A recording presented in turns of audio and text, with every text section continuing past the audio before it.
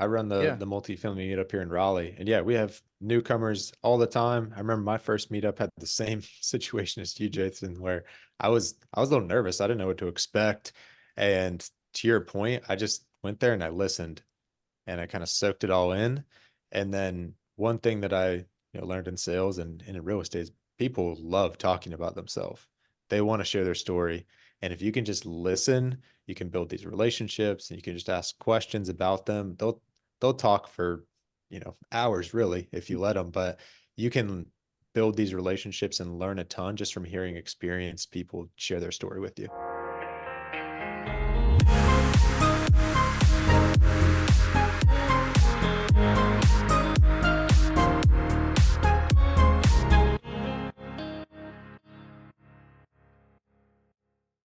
Hello, hello, hello. Welcome to the Real Estate Law Podcast for another fantastic episode. Jason Muth here with Pride Away Stays and Straightforward Short-Term Rentals. We have real estate attorney and broker Rory Gill right here sitting at my desk downstairs because I'm upstairs. We have some reconfiguring happening here in our recording studio, which is doubling as where we live, which is not a surprise. So Rory, welcome. Well, good to see you, Jason. I know you're having a good time upstairs, Yep. in a little bit of a different spot, but I'm excited about today's conversation. We're going to be talking to somebody in a really hot market, with we have a lot of things going on. Who's an investor and working in real estate in a bunch of different ways. So this is a good episode, Yeah. for anybody who's looking at different ways to get investing. Let's give a big welcome to Anders Jacobson, with CEO of Brighton Capital out of Raleigh, North Carolina. Anders, welcome.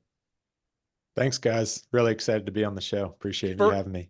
the first time, we have a spinning Nike piece of footwear behind you. We've had a lot of great backgrounds, but I've never seen anything like that. And if you're watching this on YouTube, you're saying, what's up with those kicks? So I know you're an athlete, right? Try to be.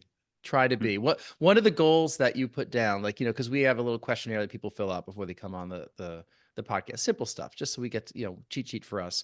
One of the goals is that you wanted to do another triathlon. Did you say, do I have that right? That's the goal. Yeah, Which means you've done one already. I have. I've done one. I saw some other profile of yours that were you like a D1 athlete somewhere? Like, was it basketball that you played, or what did you do? I played some college basketball. Yeah, Yeah. I wasn't any good. They just threw me on the team just to, fill up the water bottles. Hey, prove them wrong, just like the sign above you, right? So Anders is in Raleigh. Raleigh is a hot market, as Rory mentioned. We hear, the hot markets kind of come and go as the interest rates go up and down and as time goes on. But Raleigh is kind of performing consistently like we have here in the Northeast, where it's a diversified economy. People there are very smart. There's a lot of great universities, a lot of development there. Land is probably a little bit more affordable than in the Northeast, but probably not as much, which we'll hear a little bit more about what's happening in Raleigh. Anders has worked in the multifamily space for quite some time. Tell us about Brighton Capital. Yeah, so Brighton Capital is our investment fund where I've been investing in multifamily real estate for about 7 years now. And when I first started, I was running a business myself, and I didn't really have the time or energy or know-how to go out and find large multifamily deals. And so I was investing passively and just bringing in great passive income, receiving tax benefits, and benefiting from the appreciation without having to do any of the work. And I loved it, and it was life-changing for me and my family.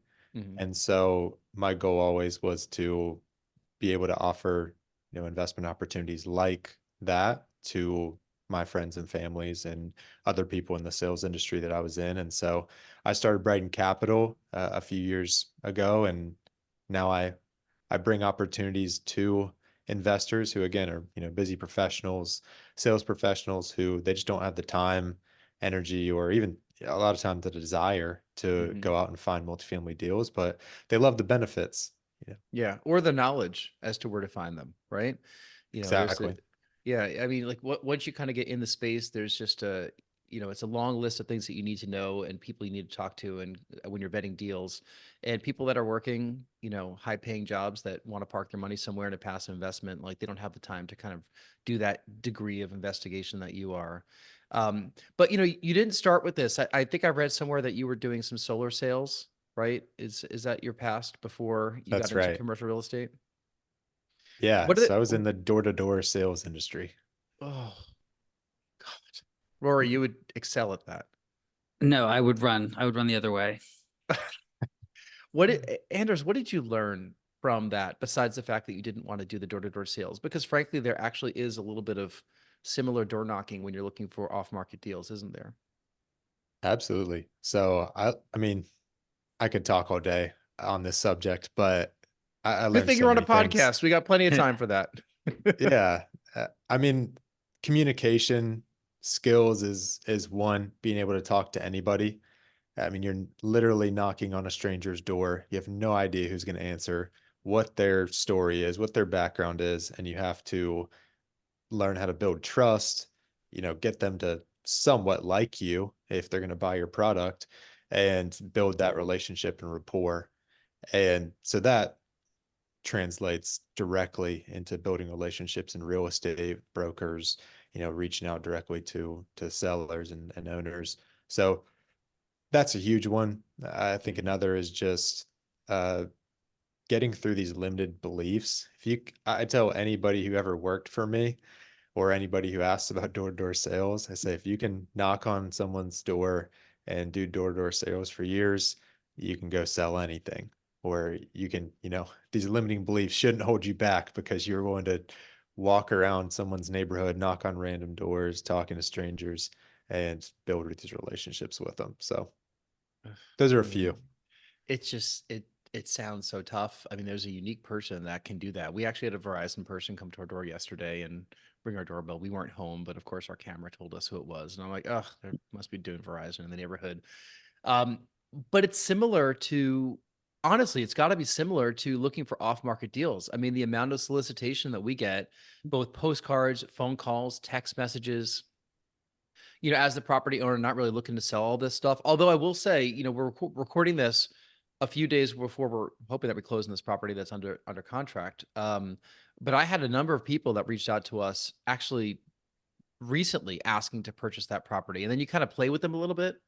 You say, okay, what are you going to give me for it? And they're like, oh, we want to set up this call. I'm like, no, what do you want to give me for it? Right? I mean, that's the world that this is, and you have to be a really tough person to either deal with that degree of shenanigans with owners like us, or to keep doing it and realize it's a numbers game. I mean, you're contacting hundreds of people to try to get a handful on the phone to finally get that deal done. Is that how you're sourcing your deals, or what are you doing, Anders? Yeah, I mean, we try all different avenues. So we source a lot of them just, direct to seller and off market. We built some pretty strong broker relationships that they've, been reaching out directly to sellers too and drumming up business. So we've been lucky to have those relationships, which have taken time.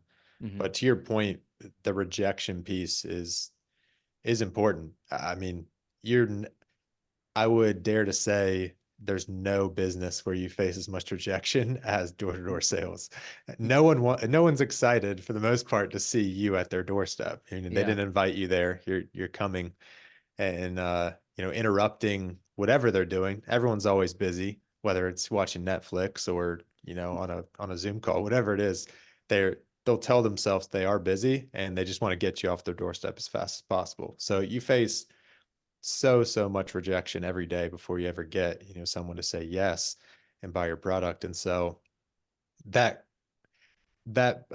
instills this follow-up skill in you where that's very beneficial in real estate because, you know, brokers don't call me back or a seller ignores my call or letter or whatever for years and doesn't really phase me. I've dealt with that my whole life. Mm-hmm. So So, no, I know it's a numbers game and, being willing to endure a lot of rejection is a key part of it. But do you have any tactical advice on starting those conversations, those sales conversations with somebody in a way that's effective?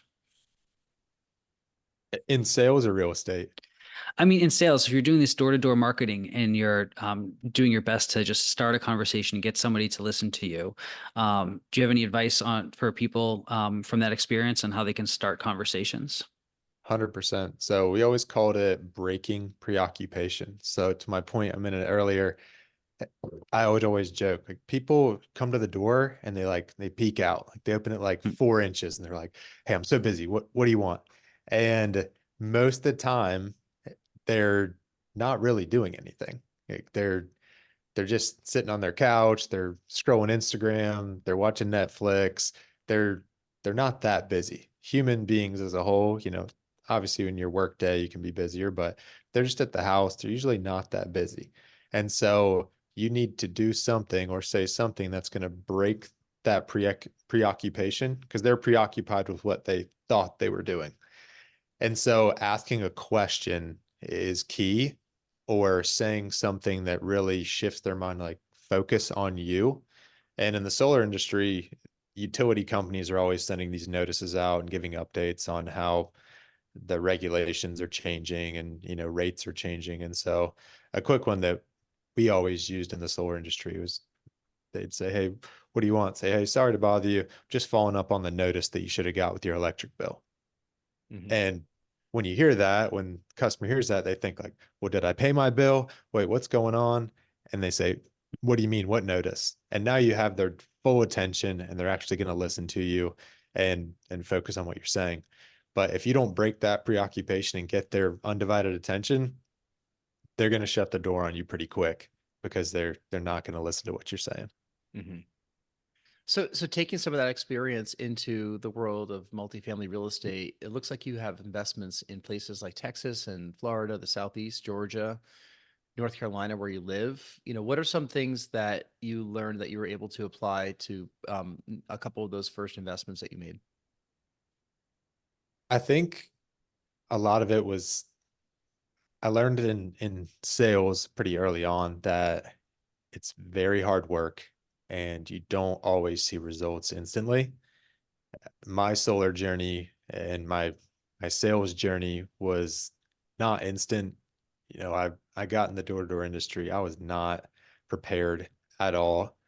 I faced a ton of rejection, and I I wanted to give up and quit multiple times, and I just thought it was going to come easy. I had been somewhat successful in sports and athletics, and so people had said, "Oh yeah, it'll translate. You'll be great at sales. You can talk to people."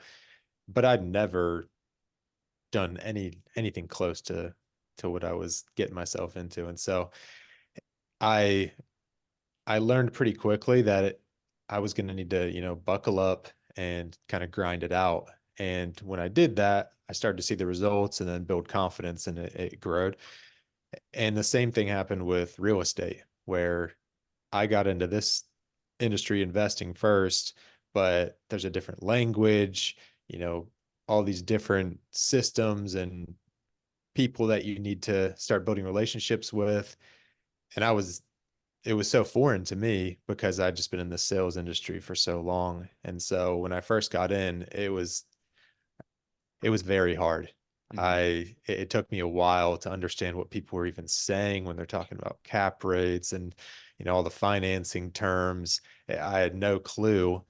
And so it took a long time, but I was willing because I had learned from my sales career that if you're willing to, continue, just be consistent over and over, continually learning day after day, week after week, eventually you'll get to where you want to go and you'll Hmm. reach those goals. And that's how it was with real estate. It took me a few years and I joined mastermind groups, I listened to podcasts, read books, where eventually I understood the language and I could speak to people on a high level and really, figure out what a seller wanted, kind of what their pain point was, what their end goal was. And then through my sales, you know, skills, I was able to kind of figure out a solution to solve that problem and make it a Hmm. win-win situation where we could buy their property. So what strikes me there, let's talk a little bit about the education side of it, because these are not things that we learn in college necessarily. They're soft skills that we could learn on the job and in college. Rory and I it's very well documented that we've attended a lot of real estate meetups over the years, some years more than others, pandemic and, our first few years of our toddler, not that frequently, but we're kind of getting back into it. I just spoke at one last week and I was at one last night. Um, that type of education, along with all the podcasts and like the studying that you did, shows that you're putting in the work and then you actually did something, right? And I'm reminded when I go to these meetups that there's always going to be people that are going for the first time. I saw it last night. There were people that were there for the first time. And if you're listening to this, wondering if you should go, like the answer is absolutely yes. Bring a friend if you're intimidated to go by yourself and just listen. Probably do a lot of listening and talk to people. People like sharing their stories at these things. What's different from a real estate meetup, which I honestly think you could just get all this education from real estate meetups, meet people, and then go do deals, right? What do you think, Anders? I Right. mean, you run one, right? Yeah, I run the Yeah. the multifamily meetup here in Raleigh. And yeah, we have newcomers all the time. I remember my first meetup had the same situation as you, Jason, where I was a little nervous. I didn't know what to expect. And to your point, I just went there and I listened and I kind of soaked it all in. And then one thing that I learned in sales and in real estate is people love talking about themselves. They want to share their story. And if you can just listen, you can build these relationships and you can just ask questions about them. They'll talk for, hours really if you let them, but you can build these relationships and learn a ton just from hearing experienced people share their story with you. Yeah. There's also, all right, to piggyback off that, because we've also been to different types of meetups. Like Rory and I have been to some that just got really, really big. Not going to name any names of these meetups. We've been to some where we're sat down in a classroom and asked to listen for an hour and a half to a speaker, and there's a line of people that are networking before or that are saying who they are and the deals they have, and then there's a little bit of networking afterward. And we've been to some that are a lot more casual in nature, where there might be some structured program, but really they're designed to encourage people to talk. Um, and that's the kind that we like the best, that Rory and I like the best, right? The ones that have gotten so big, I feel like they've gotten so clicky, and the people are there probably just for the free drinks. And then the other ones, it feels like more like a classroom setting that you're going to like a boring hotel and listening to, some kind of person speak in front of the group. But like last night, for example, there were 30 short-term rental operators at the one that we went to, and it was just a lively, discussion, whether in small groups or individual, for 3 hours. I mean, I got there at 6. I don't think I left till after 9, right? And you start to see the same people at these things over and over, and then you start to get known and you start to ask these questions. And if you were the listener, Anders, when you first went, eventually you probably started speaking up. And the difference is you're not knocking on people's doors, right? You're not interrupting them, because the people that go to these things, they choose to show up. Yeah, So yeah, exactly. tell us about the group that you're running, the multifamily investment group in Raleigh, and what are some things that you have observed over the years in running that? Yeah, so been running it for about a year. So definitely still learning, always trying to improve. We're constantly asking for feedback from our members because we want to make it better. But we we know people are coming there for the first time, and there's also very experienced members who have done a lot of deals. And so our main goal is just to provide value. So we want to do a short presentation. We don't want to bore people to death by having them sit through some long presentation. And it's not some sales pitch. We're not always, pitching a new deal they need to invest in, or, some product or, uh, course they need to buy. It's really to provide value and to provide connections in the Raleigh area so that everyone can grow and do deals together and it just expand their network. And so we usually have people come in for about 15, 20 minutes, do a little networking. Then we do about a 20-minute presentation. And then we open it up for networking after that. And we really encourage, one thing that I've really learned is that if I can make introductions between members, they appreciate it and they want to come back. But also, it uh, kind of puts me up there where they say, "Oh, thank you, Anders. Like you helped me kind of get out of my comfort zone and just introduced me to somebody that I'd be interested in." And so I've seen that, members really appreciate that. And then just having a little bit of a personal touch where we thank them, like, we really appreciate you coming here. Hope you come back. Send them, a quick message a day or two later, just thanking them again and, inviting them back. Hope they Mhm. bring a friend next time. So It's organically been growing. We have a lot of returning investors, but I've loved it. You guys do name tags? We do. Yes. Yeah, we do Yes. name tags, and then That's the way you do it at a meetup. We didn't have name tags last night, but like the one I went to last week, there were name tags. yeah, we do name tags. They write their name and then kind of what level they're at, Oh, or if they have a specific position, if they're a broker, a lender, whatever, to try to break the ice a little bit. yeah.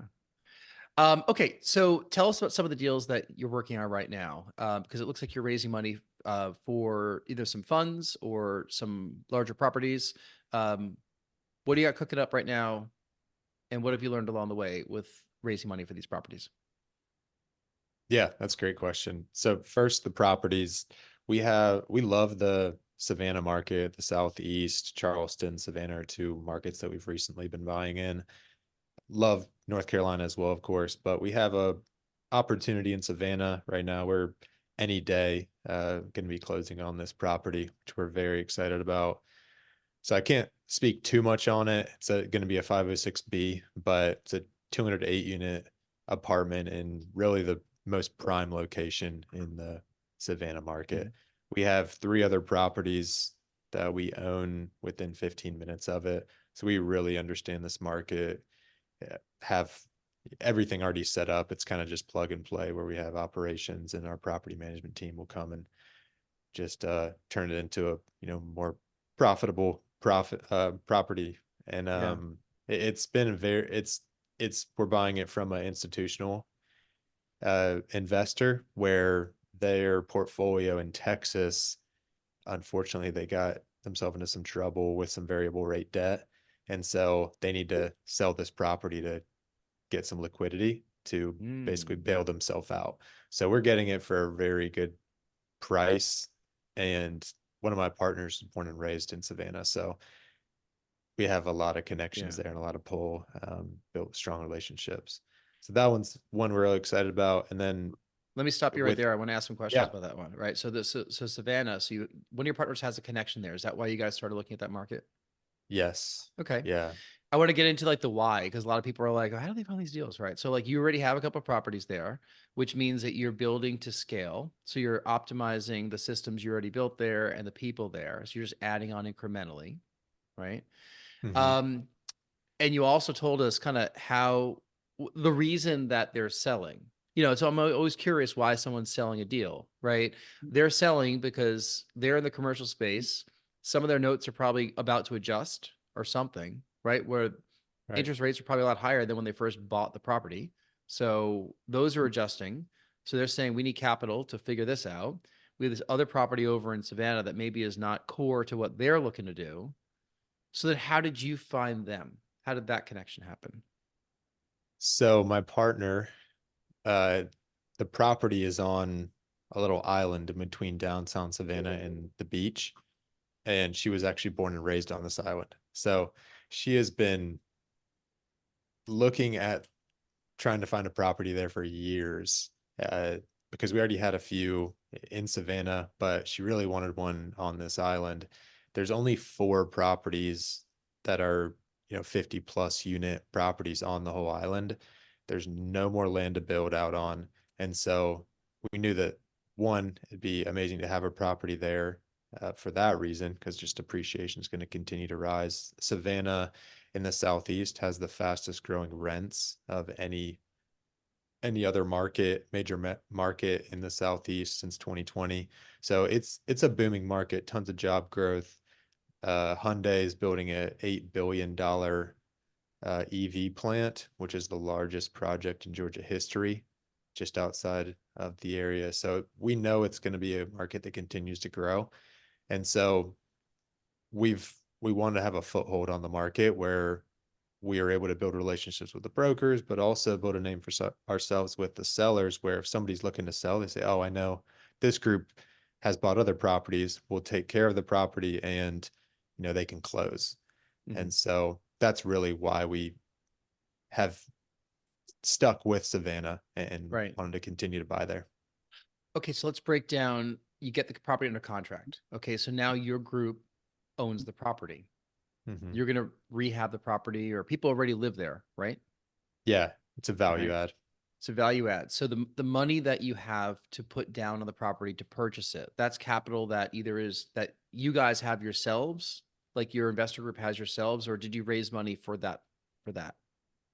Yeah, so this one's not under contract yet, but all of our previous properties, we put it under contract. Once we do due diligence, just to make sure, check all the boxes, make sure there's no major issues, and financially they were being honest with us. Mhm. Once we check all those boxes, then we announce it to our investor group, and our investors, you know, partner with us on the deal. We raise capital to, cover the down payment and any capital expenses, and then we close and we get to work. So we have Mhm. in-house property management team on these properties that instantly, second we're closed, they get to work. Mhm. When it's under contract, so you're under contract, but before the down payment amount, like you're putting 5% down? Or what do you put down? No, most of these are like a 70% LTV, 65, 70% LTV. So we're putting, about 30, 35% down on these properties plus, any CapEx. But you're putting the 30% down before you go out there and raise the money from your Oh, investors? sorry. Yeah, no, we're not doing that. Okay. Yeah, yeah, it's 4 or 5% down is what we put kind of at risk capital with our partnership Right. to we're putting our money on the line to make sure we close. If we don't, we obviously lose that. Yeah. And thank you for going into this. Like I think that like sometimes this gets glossed over in a lot of these conversations with people who are like, well, how are they buying all these big properties? Right. So, if I understand it correctly, and Rory, you can kind of jump in as the attorney right here. If I understand it correctly, like Anders and his core group are putting 4 or 5% down, whatever it is, not nominal, but like a smaller single digit percentage down on the purchase price of this larger property in Savannah. They'll get it under contract. They're doing their due diligence. Everything checks out. They have not closed yet, but then they go raise money. Do I have that right? Yes. It sounds like, yeah, it sounds like that's exactly what he's saying. So Yeah. in that, it's pretty analogous to a regular residential deal where you're putting up some deposit to reassure the seller that you're serious, that you're trying to go forward with the deal. And unless you're backing out for certain excused reasons that you've negotiated in the purchase and sale agreement, if you get cold feet or if you're just unable to put the deal together, the seller is going to get paid for the time that the property has been off the market, that they haven't been getting other offers, and for their losses. And that's usually a deposit around 5% or so. Right. Okay. Let's say it's $1 million property, just for a nice round number. That's $50,000 right there. You have to get up to $300,000 to put down on that property for the LTV as you described it. So now you have to go out there and find 250, and then we're not talking about rehab yet, but 250 from your investor pool or whoever it is. Anders, what if you don't find that money or that capital? Yeah, that's something we never want to have happen, but you lose your 50 grand. Yeah, Yeah. it's tough. How much time do you have between like we're down, we're under contract, and when you close? Is it a standard residential transaction of like 30 to 45 days? Usually have 60 to 90 days. And there's usually something in the contract that allows for an extension, for a fee most of Mm-hmm. the time. But yeah, usually 60 to 90 days is what we're working with, 30 days on the short term. Yeah. Okay. So clock is ticking. You're under contract.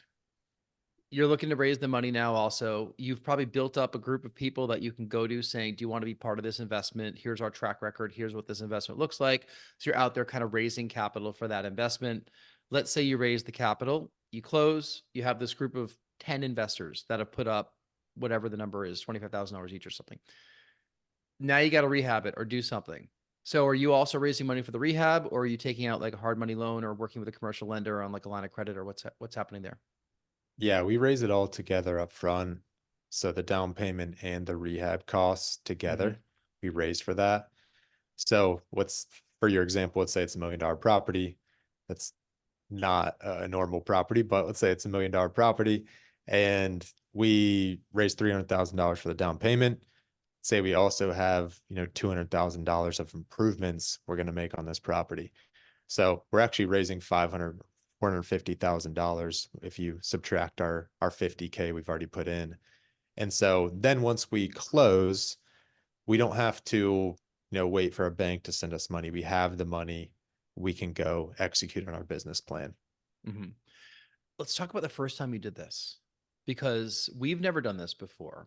We know people that do this. What was it like that first time?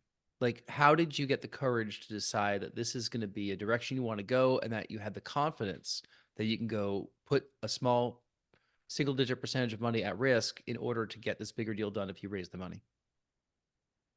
I mean, it's scary. The first time you're hopefully confident in yourself and you're confident in the deal, that it's a great deal, that people want to invest in it and be a part of it, and confident that you can explain the returns and the benefits of investing in these deals because you've done it. I mean, I've invested in these for years, and so I know the benefits, and I've seen the long-term, financial freedom that can come from it. And so you have that confidence, but it's still scary. You have these limiting beliefs that pop in of like, well, what if people aren't interested? What if I'm the only one who's interested in multifamily in my sphere? Um, so the advice I'd give anybody, or what we did was we reached out weeks, if you can, months in advance, which isn't always possible, but just kind of reach out to friends and family and your investors beforehand, say, hey, we have this deal coming. This is what we expect to look like. We'll give you finalized numbers here in a few weeks once we complete due diligence, but this is what we expect it to look like. Is that something you'd be interested in? And you get a feel of, okay, we have enough money that we can bring into this deal beforehand.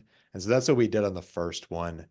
And yeah, it was scary, but we luckily have not had a single investment, knock on wood, that we haven't been able to raise for. Mm-hmm. For Brighton Capital, talk about what does the partnership look like on that higher level? Like, it's you and who else? So at Brighton Capital, we're a little bit unique. So I invested as a limited partner or passive investor, as I mentioned, for years, where our group, we just find operators across the country that we want to partner with and that we can add value to their partnership with, whether it's on the capital side and the asset management side. And so it allows us some flexibility where we can pick and choose the partners that we want to do deals with. Because I have my partners that we've done deals in Savannah and Charleston with, and love working with them, and we do partner on almost every deal.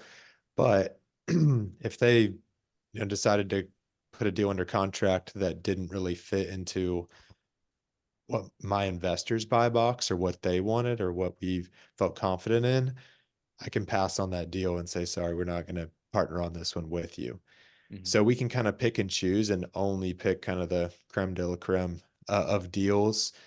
And I only partner with groups that I've personally put my money at risk first and invested with before I bring investors in. So being that you see people coming to the real estate meetups for the first time, right? And then you start to see some people coming frequently. What if somebody raises their hand and says, I want to do that?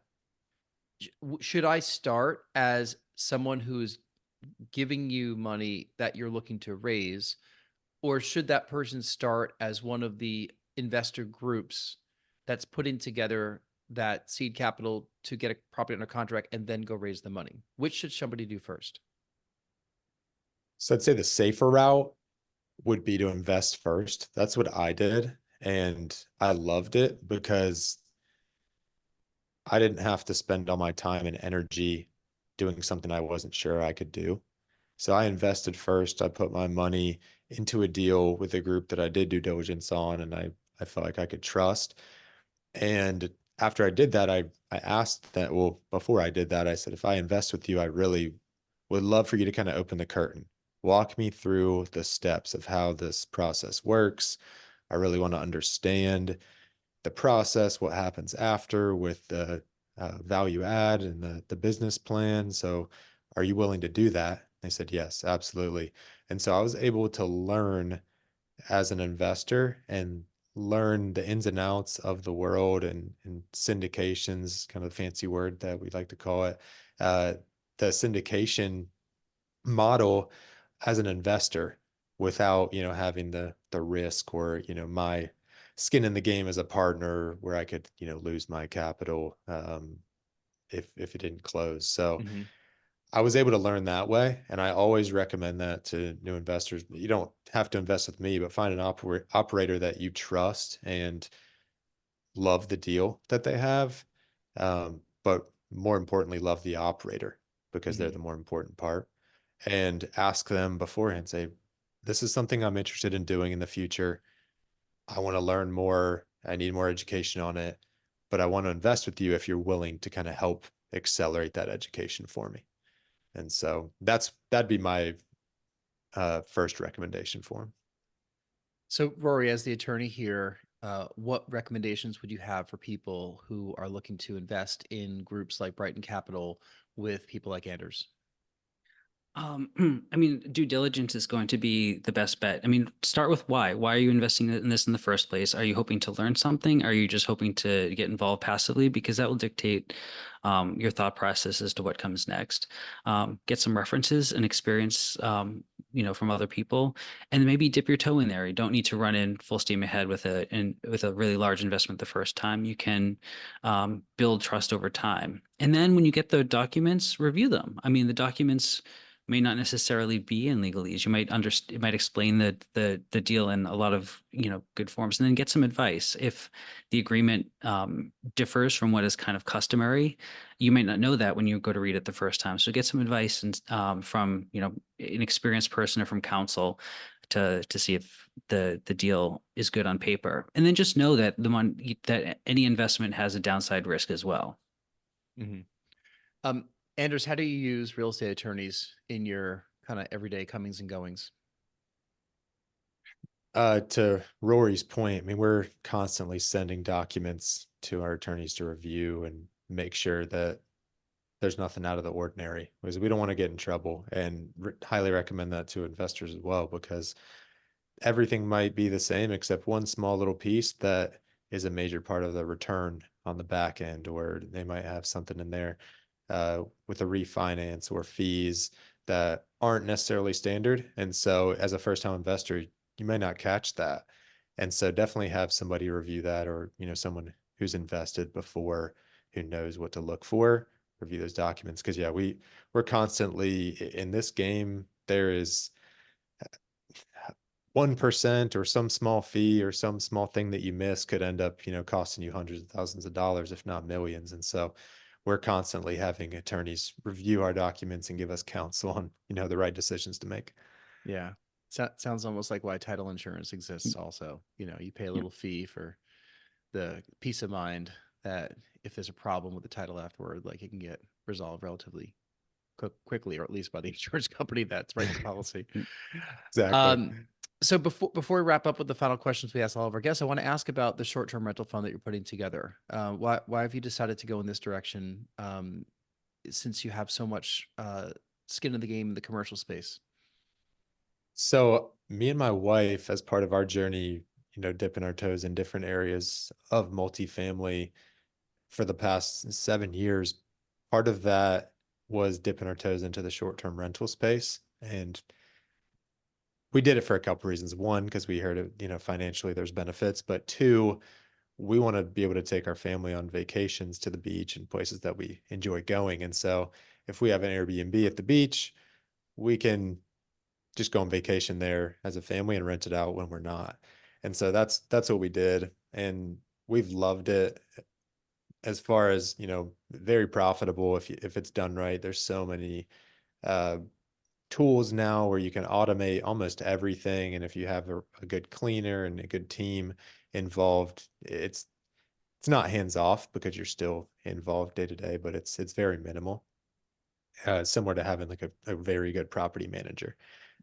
So we love the space, and through some masterminds and groups that I'm a part of, I was introduced to a group that had just completed their first short-term rental fund and had crushed it. They, exceeded expectations substantially. Their pro forma, they had expected about a 2x return, and now it's on pace to be closer to a 3x return. And they said, hey, we're about to start another fund. If this is something that you'd be interested in partnering on, you understand the Airbnb space, how profitable it can be. And with the right systems and team in place, we think we can really blow this up. And so now partner with them where we don't just, they have a lot of systems and, you know, teams in place now where it's all in-house, basically start to finish, have a renovation team. So we come in and we'll buy single family homes and flip them into these experiential Airbnbs. So these awesome stays that have, you know, colorful pickleball courts, basketball courts in the backyard with pools, have murals on the wall.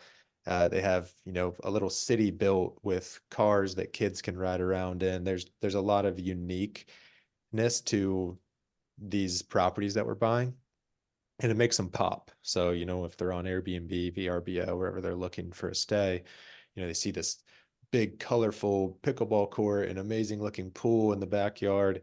It makes them click on it. And so we're seeing, you know, 50% higher booking rate than, you know, a standard property manager on that first fund. And we expect to see the same or better on the second fund now that, you know, they have everything dialed in and systems in place. So really, really excited about that one. Yeah. It's good to diversify in that direction. It sounds like you're doing the short-term rentals correctly, since that's our space. And I'm also in a short-term rental mastermind. That seems like a whole separate podcast that we could probably record. I do hope that your pickleball courts are not too close to your neighbors, or at least you're best friends with your neighbors, because otherwise you might start to run into some issues with sound. True. Yeah. True. Let's get to our final questions we ask all of our guests, and then we'll find out where people could learn more about Anders, and we'll link everything up in the show notes. We ask these of all of our guests just to get to know you a little bit better and to wrap things up. First question: if you can get on stage for half an hour and talk about any subject in the world with zero preparation, what would it be? It's got to be sales for me. I mean, I spent 13 years in the sales industry and door-to-door sales specifically, and I truly believe that, you know, sales translates into so many different aspects of life. And so that'd be a pretty easy topic for me to dive into and talk about for a long, long time. Are you a sneaker collector, being that you have two, like one floating behind you?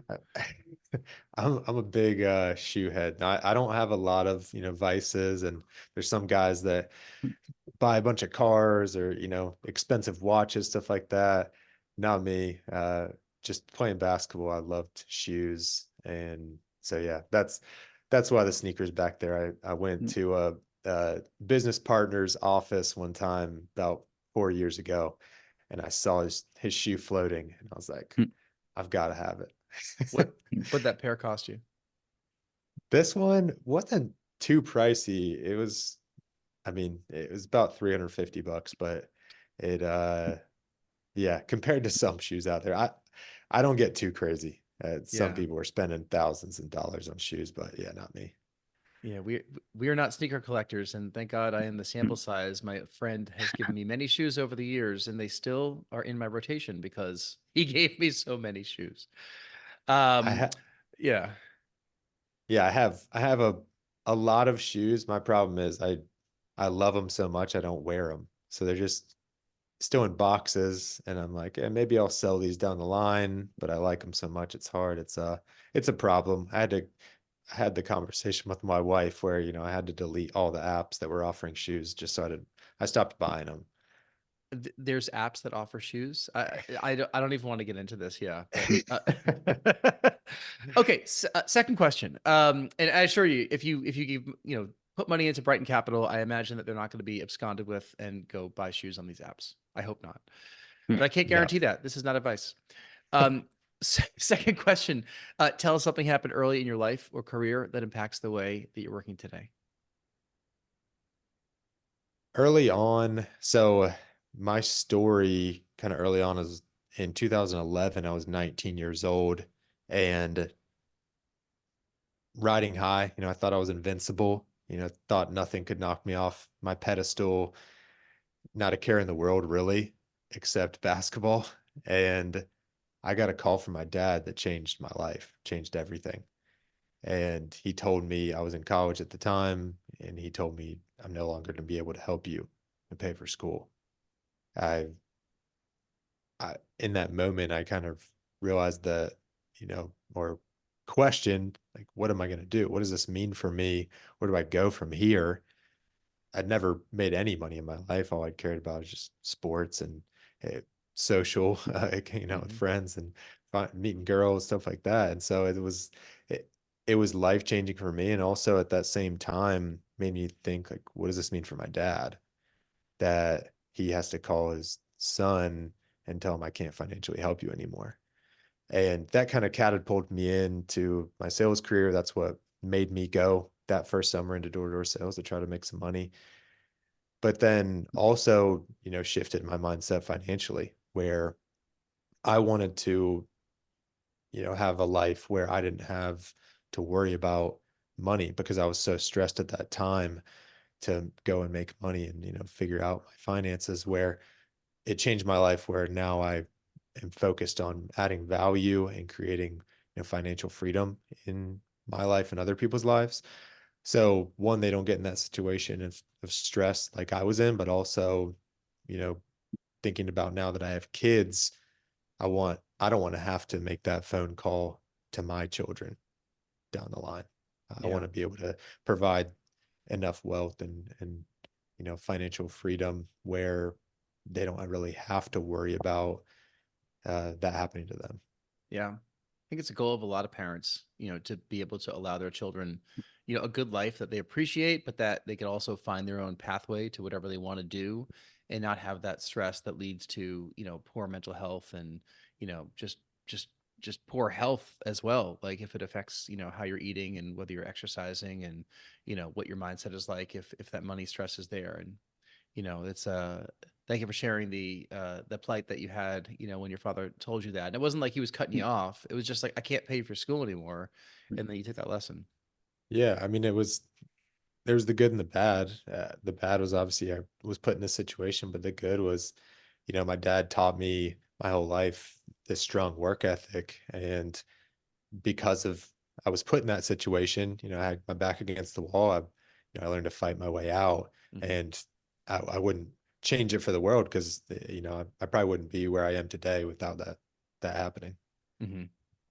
Final question. Tell us something that you're listening to or watching or reading these days. So probably no surprise since I've talked about sales a lot, but I'm a big Alex Hormozy fan. So I love Mm-hmm. listening to Alex Hormozy. I feel like he gives very actionable, just short, concise sales content and leadership and business content that's beneficial for everybody. Because I mean, every business at the end of the day needs sales or is in some sort of sales, and so he talks about a lot about business and sales, and I think it's beneficial for everybody. But yeah, that's right now what I'm kind of on. Why has he got the nose thing going on? That thing, that sticker. I don't know. To It's help a him trend breathe thing. better? I think it's supposed to help breathing better, but I haven't heard him talk about it. He just, has it. But like you're So supposed to, I thought you're supposed to wear that at night, right? Like the breathe right. He's making it a fashion he's statement, but trendsetter, I guess. I don't know. I'm not jumping on that bandwagon. you're not okay. Start seeing you walking around at your meetups with your, Alex Hormozy breathe right strip. You're like, all right, he's gone over the edge. Anders, thank you for all your time today and for really digging into kind of, why you're doing what you're doing and how you do what you do. I think it's a valuable resource that I hope that you as a listener or viewer have gotten a better understanding as to how this process works. I ask a lot of these questions sometimes because I'm like legitimately curious. Because we've invested in a number of deals like this, but never on your side. We've always been the limited partner that's, being given the money to the group of people that's raising the money. So, yeah. So I loved kind of hearing like the breakdown. I kind of forced it by asking those questions, but thank you for indulging me. Yeah, of course. Where can people learn about you if they want to get involved with Brighton Capital or pick your brain on anything else? Yeah. Go to our website, just www.brightoncapital.io. Just click join the club, plug in a little bit of information. You'll get an email or you can set up a call directly with me. I love chatting with new investors, experienced investors, and kind of hearing their goal and being able to build a blueprint for success for them. So yeah, hop on the website and let's sync up. All right. And our attorney friend, Rory Gill, where can people learn about you? If you just go to my name, rorygill.com, you'll see the different ways that you can get in touch with me, the different ways I can help you out, including legal counsel. Yes, sir. If you want to be a guest on the podcast, you can go to realestatepodcast.com and find all the episodes there. You could find the contact us form, reach out to us, and we'll hear your story. And if you think it's a good one, you could share with the podcast audience. We'll get you scheduled on the podcast. If you want to learn about me, jasonmuth.com, M-U-T-H. That gets you all the links to all the places that you can find me. Anders, thank you so much for all your time today. I really appreciate that. Rory, thank you for your time as well. You know what I forgot to say? We need 5-star reviews. So we love 5-star reviews for the podcast. If you have enjoyed this episode and you're still listening to it, it means that you did like it. So please give us that review. And we also read comments on all of our social media posts, even the ones that are just a little bit wacky, but that's okay. Thank you guys. Thank you so much for all your time today, and we'll see you next time.